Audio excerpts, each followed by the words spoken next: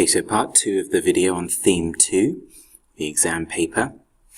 I got this question here: explain one limitation of using CPI to measure inflation.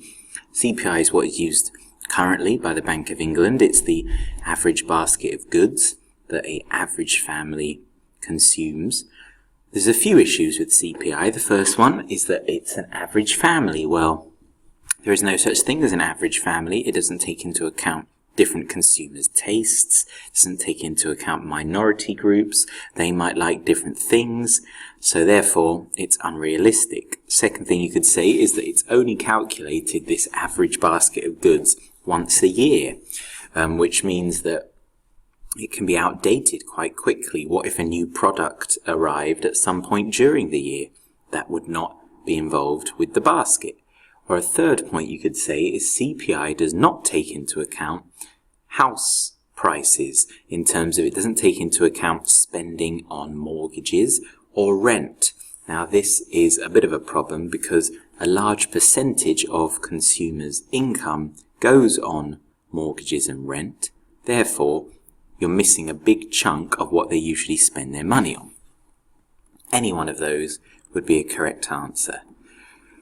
Moving down, we've got two pie charts, one that shows government revenue and one that shows government spending. So you should know at this stage that generally the government is spending more than they are getting in through tax. Therefore, they have what we call a budget deficit.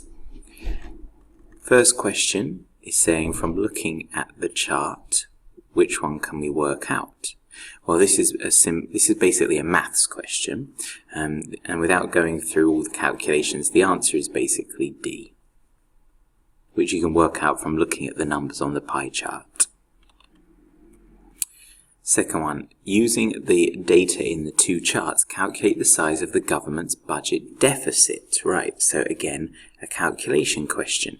Deficit means when you're spending more than you're getting in. So we know that they're getting in 612 billion. The examiner has been sneaky. They haven't told us how much we're spending. So you've got to add all of these numbers up, take it away from the amount being spent, and then you'll get your deficit. So that is a purely calculation-based question. I suppose the only thing they're testing you there, economics-based, is if you know what the word deficit is. Question 5, define productivity. Productivity is the amount of units that can be made from the raw materials that are used. So I put in raw materials to my machines, to my factory, and productivity is how many units I get out from the raw materials I put in. The more productive you are, the more units you'll be able to make, and the quicker you'll be able to make them with the raw materials that you have. Looking at B, using a classic long run curve. So we know it's a classic one because it's a straight line like that. Annotate the diagram to show the effect of an increase in productivity on the equilibrium level of national output.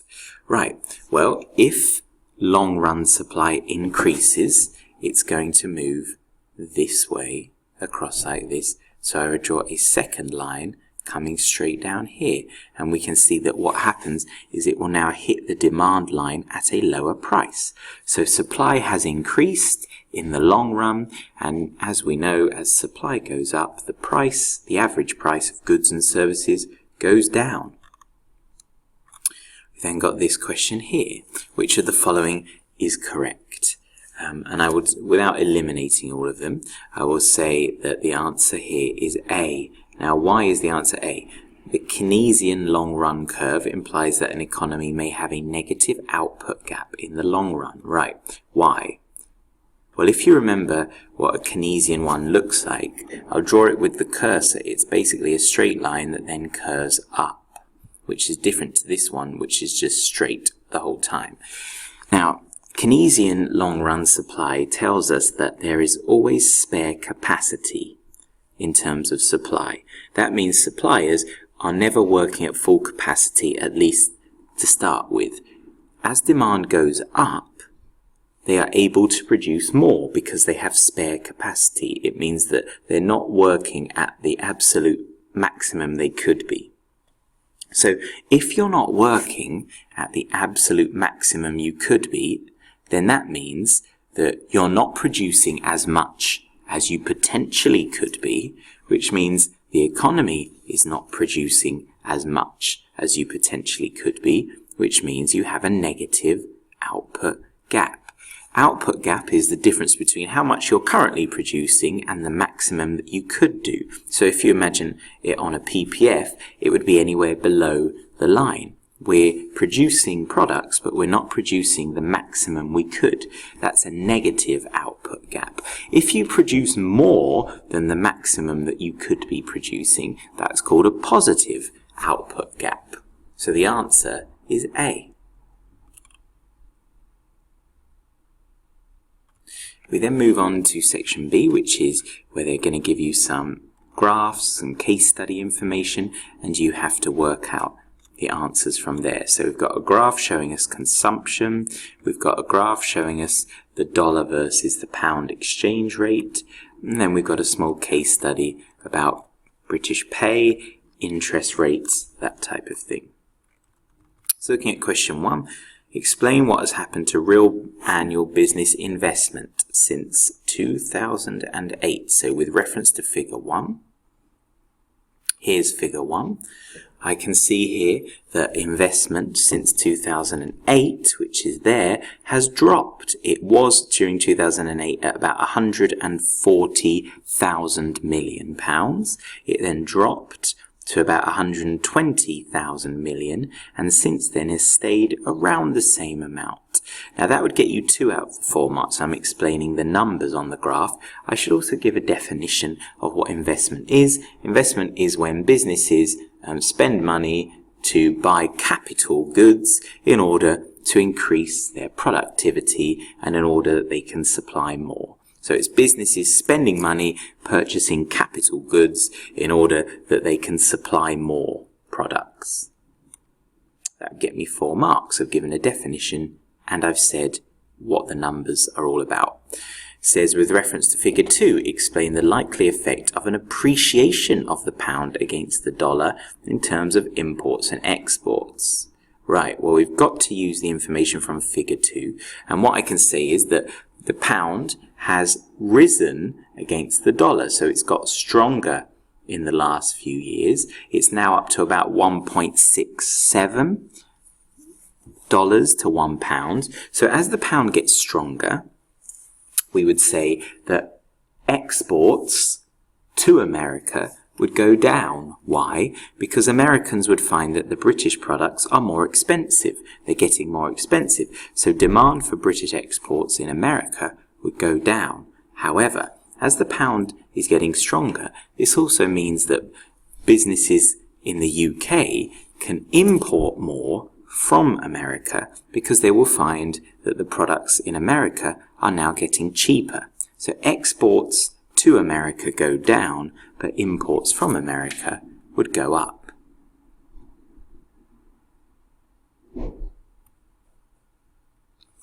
Okay, question C. With reference to extract A, explain 2 reasons why consumer spending rose. Now, when they say with reference to the extract, they are signposting to us that the answer is in the extract. So I'm going to look through here and try to find reasons why consumer spending went up.